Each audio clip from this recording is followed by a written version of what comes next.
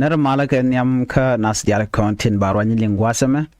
biya kamal ka nur online tv channel lan wale shanka welkel ka pyro ronkin dangro wide jandangro wide bakel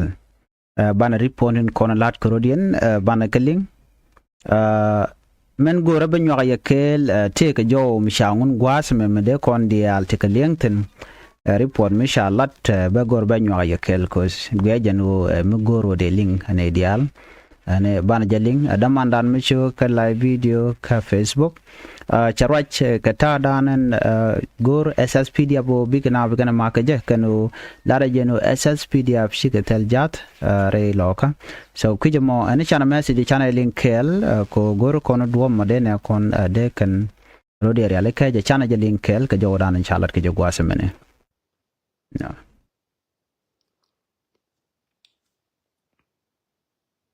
ya ga ngan tindi bilon ke lieba ngara me pai je ne rodenin tetoy tege malum mi jidin ni cha kam nga malum nan pai kam nga ta yat ke na ka telefon so cha wene ne SSPD bedan te ka wa ti jal din de to cha jal cha kuli chon bur cha kel cha chon griyir cha kel cha chon karar me a chon karar ya chon lobe ben ke dob do padiet me a chon griyir bibin ka duoba pum ka duopan ka so de ju yin gara yu de kono te ka dupan ka jay rodun gweje ndob yir mo me be ka jazo so yin gara te kon tere logar la gara yu so gweje en jasme me be karar me a chon ben yen ka jalo wari so be chup rei lo ka run jantam nan bishop kuje so de juku ne jaro dunu wari wiaka wi moja ambuyu so jiram nan de jeg video de me ko share so malum pai kam ngata me ka cha gor ko ne che binien ka nga lazim toro de je ke jen gor ko ne baba madie so sharing agwa enwo malero de dinya SSPDF worker doran wane kon wakamak an gan werana me ko le general de ko ba kon kam information merong ko bi kon tike ngach kama dan le rode ko de kon dial tike tension ano gor kono de ne kon de ka go ka dob dan de ka go ga je top dan ke correct information ko de ne ma dan le rode gwa de kon ngaje no tuogedi ke angum le rode so again information danen dong lat ko kon gwasame daman dan ko de kon te liengten jo dan lat gwasame be nyokami be je play ko biya jeling wo kon kel ngode message mi dit gor je this time biya link kel yo ka loda you know de ju ko ne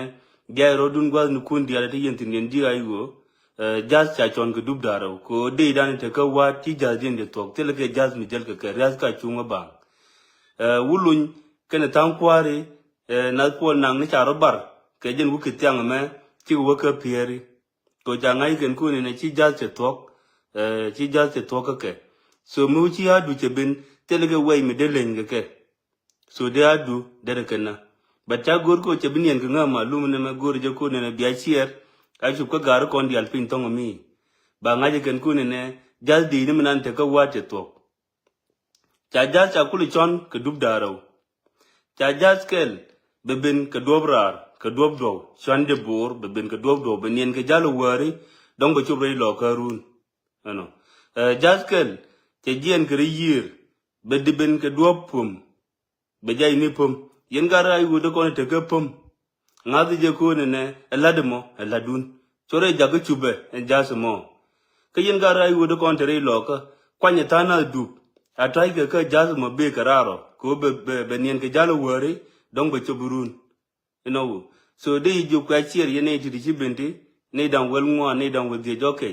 kwa chier malum ne me a chup ko gar kon pin so jal de ne manane te ka wat te tok tel ke jas mi gar ke jas kien ka chunga bang malum no ma pa kam ngata me chero de ne toya so cha gor ko ne baba matke ken gar kon la gara yu de kon te pin so bialat ke biya ke joko lazim jal che tok ka chungo ne ba wei ba yon ma de tia e wor ne me mi kan yon ma wori ayot ke majurun ko mu ay yon majurun chirial ken as a CDF chirial ken chig bijal real ken ka chungo banga te metele ke jas de joko chiarje a chup ka gar kon dia la lenge ken roye me wo mi chi to ka as CDF chi jal din de tok cha jas cha kulu chol ken so ko tena loga ku dub dial ko da loga na ka timon mon to mi ci ko je moy malum dum tit la gore je ko ne na biangal yotin tore la pale let ko mu yene palet barodin nyokor yalla ka kana mi ci tel mi jel ke la gwano yene ko kene tiri biangal ringtin ko biag moy hamu yani ko na mi ci te bom biag moy hamu ko real de kon de bam de kon cham ke jaz mi didiken mi ci te jaz tel ge way mi de wur ke tel ge way mi de ter kor so de yi ko ne kwa chier aku chup ka ke ba ling ken so mu kwa yo ba let e malum ne me be kan cha ga yon ma je ken okay che bila dundan but pa je ling ta malum ne me yat ken ngaka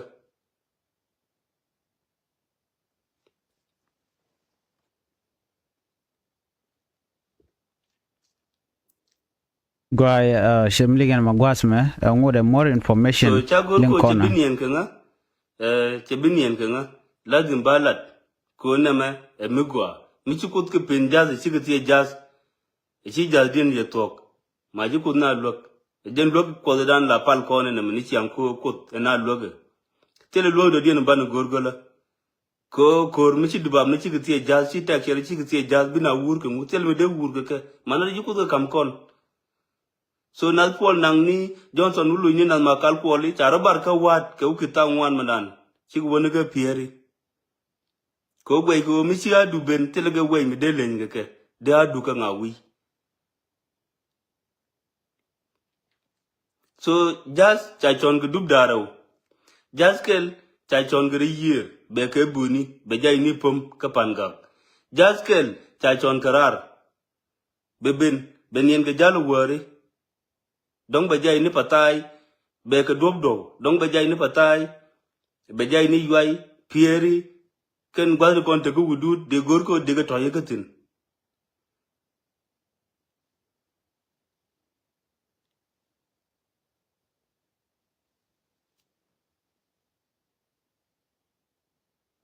kwa chier malum ne kwa chier a chup ka ke gar kon dia le tepin ba ngaje ken ko no mi ci to ka CD abedan te ka wat re loka tel ke jas ni bi wuro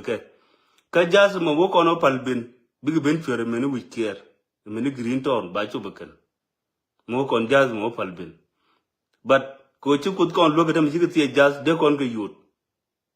yut jen lo ko ne me tel lo ko de ne ban lib gola ko te na lo ka dia la lo ga ye ke kwel me tot me ya kam ye but mi ya bay le de kwel mo kan ye ngal yotin te ya lo ga te lo de dia ne nyok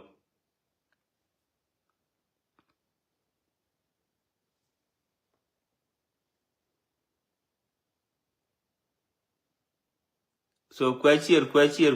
ga chup ka gar kon dia angai ga kan malum no mo mi ti ga contact karan ko je ke je video me awaling ken so malum no majen malum nan be ka ngarar me che loko ne che binien ka nga cha gor ko ladim baba mat gar to kon la gar nuara te la gar ayu bigete ngai migwa ka manane chi to ka CD abadan te re loka Guy shikondi aliang kadamandan shal ke masji damandan she rajma gwana jan shelat gwasam information she top gwasam very accurate information ka jomo gwama goro de kondi alaling damandan sharwach ka gwadraw gwadanyam kwijaska gwadrawde ode nwade gore ala ka gwadraw tona Menyam gwazame chikondi alaling just assess PDF etuk lo chigatel jat ngane je gwan wone ne aladdi babni shaka garka bang tertiary ke torbiel content within kamach chaka ger ka bangor kan jat kanin te kon te wil karodian ke jere loka te jana ken shi ke tu shi men shaling tele jat jel kan ke jan asas pdf phone ba shi ka frustrated ko ngai kon diala jeg jat ba beje ka even kwan ba ka beje shi kan kwani kan jeg so ku jamo ko ci jadin ci tu ko tele me jal torbiyeli ken ke ja then she can back up chicken chol bor chirman chaling was a mane I should can go de jade janang rewich jazamo chala do ben ka godang ro no godang ro to talk very important ngai ke long onware ko nuar ke yes pelayo they are aware of that and they kuma de kan jadien jade kan non ka kan godang ro to la mission dien mission mu we na ka ko bo che de mandan dong ling kon on kwata mene jane godang ro jat ba we ke pum kere year kapangak kan gwada mene o bi ba nang ke boni dio ngai kon diala ba nang ke boni kan iten kontinang ka din forsherman gwada me ka tat kana tan jane ko shina moy kan ngaje no chari ka ko jadin je tug ne me kel jat dung de na sas pdf je tug manda dien gwada mene maybe bukan nang kare year which mean that take ka another alternative or me can jade kan nang ka je ko jadin je tuk namo adobrar lo jal kot ka keland me jal torbiyeli keland nyol janote gote buga jal ka ja tala do de we ka patai buga we ka yai bu we ka pere kan gote tv kan ga jal ko ka tisha connect gwada to bukan ga jal ka nang dien ke jat no ken de ni asas pdf no ko be jat bu ku loron ka bukan ku le jien bu ka ko ba gwada otiti ka tin koni kon ka ngach ala mission dien chirman channeling no won mission we ne ka ko ba ala mission dien ka ne bu ka ko bu kan ka kan de ni asas pdf ajen ma kwa message le to bane gwada mane ano kan ka shop gwada mi wade ngwan rodian realeka de ngwan rodian realeka ko de rodian gang namo mi chalat ngwane de rodian realeka ko de kan kapet kere year ke kere kota namo chalat ko smu ka chop bikan torbiyeliken uliniken ke torbiyelen content weekend kamaju kan ka bukan ka tiang ano dara jojo no dong de kan damage mindi de kan lat cha kon gole jogo no nena wa kon yal chana lo ga lora bang la ya mo je wang mi je take information mi je ben biya kan ka kuje moni mi cha jogo no shinama cha george chi janu yen yu tu chang man te kan ka reserve ko chala na ga tangwan chine wan chi right tin ka gen report me Mazji Raikon ke Jordan Empire Conling, Jaraitin, Cheraradian Medida long, Jaraitin bo, and on. Deng Tuang Jaraitin bo and report a money, and lot Kajetiang, I can. So right now, Kajan Guasame Mabeka Bakwaya,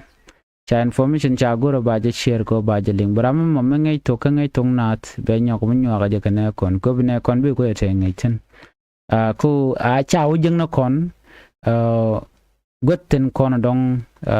chana weten cause reinforcement mi chimla la jan mi che kadak ko sen kuma ker che kadak la tok ngai kon manan che to ko shikari ara men generally right now chi jadin che tu ko agenda na ku kan ngadalon ki gor kana so jogo yen or reinforcement man ke de inte we to ke chi chup agenda na lat ka gwas men ka jo chala nyo gwasa me wa ku shikana ngaje no kor shedit shi pol nang pol nang kana johnson lun ka ma kal kol this general wa chikorin bar shi ka gien ne tiang ka weather no ke report chala gwasme chike jien che we guardian men jien ken ke je dwalen ko gui ken no dong bu kor be go chu because ken norway ami ke kuma spela yu shikanin takting ne ken ke strategy ne kon let ken ka ke strategy badge ti chukuma kalong ken de ne SSPDF ala MD no be ken break no chikan dor shal ma ko bi ken ka janda na gor ken tan rin gor ken and mission kana mo mission code kana ko bre kana kaf alo lat kana long social media no they want to break the record no sha lonwell and kelu sha jogo fight jang ke de ne SSPDF ajen mission da na tegeten so ka kon dial ko bana kula teken yitin kon lat korodian de kon go de ko rodana wer no mu to ko doran doran mitiamana la na juga tiamana kamo kono gwachiri men cha report kuma spela yun hotelere kuna kel kam gwalong so report me we ka yendial murai kon ko bum kon yes bum kon to kon ko bum loy dan bum ko tin yes kon ke kon wore kanete take organize it ke modern weapon taken kamach taken ka ren yale nyen kan ka kon kan yal ke nyen kan ka kon kere yir telekon le renial mede jal kan yal bana obok ki bu kon ko obok kan kuma kirmi yadi teleja na kan kon kan yal kan kon ka pin but kun yal chena jago ba ka tuk mi teri ne chondun teran ka chondan jene ko kan la kan bana gor kon re duaran kan ma jojen go en wi mon ke luno ba ne de dorian no ba ka joiten la kun yala ya moja bom ngeng loach kana chiang pala loai pin ko ter ni mengeje no ka shi o ter ni mengeje ba ko sho mane dunguran ba ba mane dundu awaji ne je kwa conquer ko fear chu tokre chu je nyot chu tokre chu je lai lar kanu chu tokre chu je teo mi cha dollar ala jene no so tell me the question submission money ajana kwala chola no marginalization and ojin gorje no na ene to bi ka dominate che goro bi ka roj ajan tactic dana yoske kirmi yadi already january je control tin konte kel ge juba ya control already nere kon dong wo tam right now balan wer kon chila jas pelayo kana doran kon wer kana kon chade longa muko control anyok rami ne di shengi jak all the time iyana mat manu gwadi ajor ko shanga kon jak aka gor kon de kon we gwa badiet la division redan kon were che kon jago bi kon ne ti pal ki bi kon tel chiang dong de ko rodan mat pinke je bana gwa kel bana je kafa gwa ko tam gen ko reality tar ka kare doran kore tar ka reje ken kore tar ga tam re loka ideali ngi dial ga de kapshong mu dong mana ka loy kel ke charna la kel cheje te ka gwazan tam but kore tar ka je goli kon bum kon pan but chane te tot chaga de pal kume all the 64 tribe dor jan bakelu ngwan dial nyenken ka tok duel kel nyenken ka tok duel kel one clan kon an lo noir ka tok duel kel je kenya pin ngone ko ken ngut ka pin teram lep tok de ko chichaitan cha kon da ko ready e goro no den rodan gan kel baran kebala which kela dor kela che ke jana lat ke gwan jengne mission de la goro mi che ye ko dak be ko dwe kel kele dumula lo dan la jele ke kel bana te ke kele lo mo bana rul kon wore der la mo gwalong barata me jel kon gole mi shi kon gui kon te kon kenitin kon tila jiwa te kon itin kon tin dong chordin wo ngas ka konyal lo chi dek dit ka gwen di albo che te ka dar ti tuok radian ko brand ba gore real ke yo to we keja ti chargen ko weje dire me ba ne ga di kozen nan en kir ke jang mu chi ko to na kan lon work community ken yen ne de kokien gwien no by fel no chana bipel jen kwala go de na jal kel jalan kel la dor kel bo kon mo ke power bo kon mo ko bom ban mi chana be jal kel abatete ngwan long to be nyat ka kon ti jek te baren lat so kujemo kwa kon encourage no jalna kel ran cha roden go en war mi de don wade jala de ka wade be we de le de ka mo barara den minan mute chushka kanwar blo de bete tianga kurma da tol ba jalon kami daraja George Victoria dun dar mutu kon kamat dina mutu kon goli no chikon Victoria chikon bijak den SPLIO kana law nuer community no den ko nyal jogo no ganka ka ganga chieng ta dan de ganka ja jana larken go la porkan ramu pur kak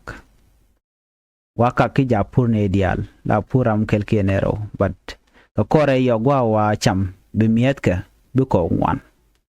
da puram kelan tama kak ka kore yo be ne ideal be kano cham mene ti lu ko je me dan wo dong de kan pur janta dan le ro ko kon de jogo no ko nyal de kele yen lo nuar ke SPLIO ano ko nyal bo kon kam chondan menteni jentene long o lia ha ngok gwanter ko nyal joje ka langde ko gor ko no banatik amano gwanter ba gore tek ko zen kor to ga ntama a changli kon ba ngora ba gwanter liwa so we mean that the solution ba na me rotation lia mi ko ka kwinya dial ka gwanter mi che goro ba na be ka bat jen cha yude ne ka cha yude ne jidware la yude ne ten kontila desperate atin gor ka dem yat ka jan gwada toro mone allow they only need daily bread en kwan chanke la mo brana gor bro jana keja gwam shui gad ku shui dor ku te kokien ke bu liu yo ka changa dana chi liu ka jen kwi gwan tara mo shirke kir eno kan gad ku kene kokien te rambu ka lorom ba pele ka gwa ka nono so mu shirka na mo shede gwa en wo deran dere do dere ja ban pin ke met karwade en me chalat ka gwa ze dan ena ye shu kar so wono ajen dere ha lom ne ke met karwade ko en me da me telelot me tele jalalot badino ko shikaro den realeka ano bi met ganang ajen mene yana mata mene Judas Iscariot ano lo me yesu kangu kemiet ke kwan so no mo da la jana de kone ling mi choko cha kon kamwang ko la dana gang ko la dana boom bana jekari podo den